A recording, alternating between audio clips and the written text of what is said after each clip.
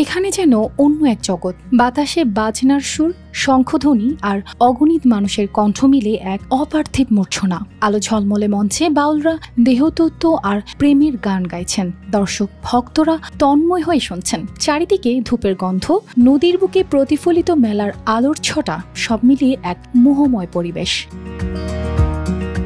এই জাদুকরী দৃশ্যের পটভূমি নরসিংদীর কাউরিয়াপাড়ার মেঘনা নদীর তীরে। প্রায় ৭০০ বছর ধরে মাঘী পূর্ণিমা তিথিতে শ্রী শ্রী বাউল ঠাকুরের আখড়ায় বসে আসছে বাউল মেলা। কথিত আছে বাউল ঠাকুর নিজ হাতে এখানে স্থাপন করেছিলেন জগন্নাথ দেবতার মন্দির, যেখানে রয়েছে মহাবিষ্ণুর প্রতিমা, গঙ্গার গড, নাগ দেবতার বিগ্রহ ও শিবলিঙ্গ।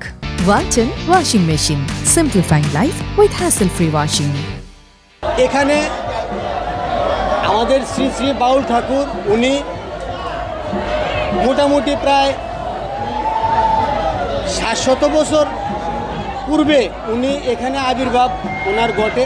উনি আসেন আমাদের মানব জীবের মুক্তির জন্য, আত্মশুদ্ধির জন্য।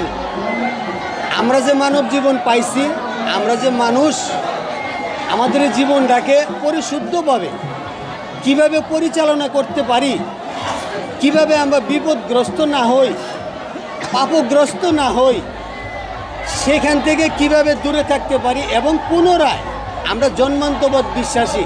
সারা দেশ ও পার্শ্ববর্তী দেশ ভারত থেকে শত শত বাউল সাধক এসে ভিড় জমিয়েছেন। গুরুবাদের অনুসারী এই সাধকরা বাদ্যযন্ত্রের তালে তালে গাইছেন মানব ধর্ম ও সাম্যের গান। বাউল ঠাকুর আমার জানা মতো, যত আমি জানতে পেরেছি, ৭০০ বছর আগে এখানে আবির্ভূত হয়েছে। আর প্রতি বছর মাঘী পূর্ণিমায় এই মেলা যজ্ঞ অনুষ্ঠান হয়।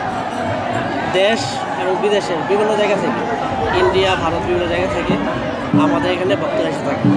এসে বাউল ঠাকুরের কাছে বিভিন্ন প্রার্থনা করেন, যেন ব্যক্তিগত জীবনে, পারিবারিক জীবনে এবং রাষ্ট্রীয়ভাবে যেন শান্তিতে থাকতে পারে।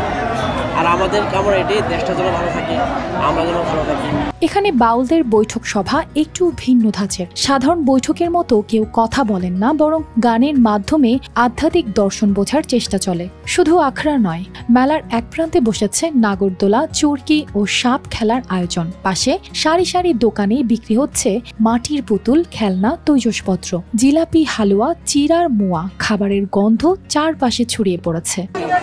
আমি চান করি না, এখানে প্রদীপ জ্বালাইছি আর ফল, যজ্ঞের মধ্যে ফল দিয়েছি, তারপর একটু দুধের প্রত্যাশা দিছি, ঘি বাতি দিলাম, তারপর একটু সব দেখতেছি আর কি কেমন লাগছে। এখানে ওই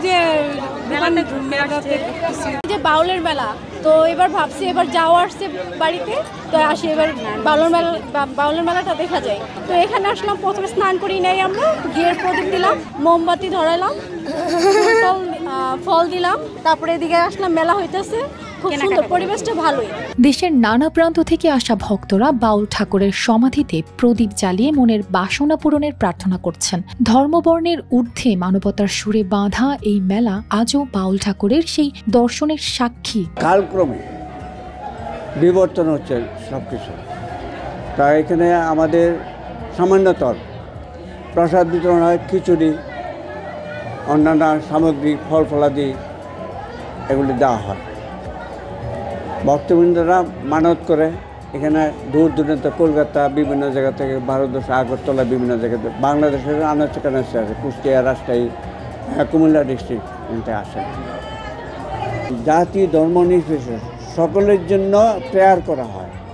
আবার যজ্ঞটা শুধু আগুনে দর্শন না, এটার মধ্যে গুরুতর মাহিত্য রয়েছে। এটা এখানে আমরা যেগুলি ওখানে বসে স্তব করি, সকলের কল্যাণের জন্য আমরা স্তব করে থাকি। প্রেম, সাম্য আর আত্মশুদ্ধির বার্তা ছড়িয়ে চলেছে যুগ থেকে যুগে। News desk, RTV।